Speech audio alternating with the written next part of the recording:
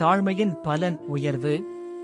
கர்த்தருக்கு முன்பாக தாழ்மைப்படுங்கள், அப்பொழுது அவர் உங்களை உயர்த்துவார். யாக்கோபு 4:10. மோசே ஒருபோதும் என்னுடைய சுயத்தினால் 20 லட்சம் ஜனங்களை வழிநடத்தினேன் என்று சொல்லவில்லை. யோசேப்பு என்னுடைய திறமையினால் பார்வோனுக்கு அடுத்த பதவியில் வந்தேன் என்று சொல்லவில்லை. தானியேல் என்னுடைய நேர்மையால் நான் உயர்ந்தேன் என்று சொல்லவில்லை. தாவீது என்னுடைய அரசியல் பலத்தால் சமஸ்த இஸ்ரவேலுக்கு ராஜாவானேன் என்று சொல்லவில்லை. யோசுவா என்னுடைய இராணுவ யுக்தியால் நான் தேசத்தை சுதந்தரித்தேன் என்று சொல்லவில்லை. யோபு என்னுடைய 2 மடங்கு ஆசீர்வாதம் என்னால் வந்தது என்று சொல்லவில்லை. இப்படி அநேகரை வேத புத்தகத்தில் பட்டியலிடலாம். எல்லாரும் ஆண்டவருக்கு முன்பாக தாழ்த்தினார்கள், கீழ்ப்படிந்தார்கள், அவரை சார்ந்திருந்தார்கள். அதனால்தான் கர்த்தர் அவர்களை உயர்த்தினார்.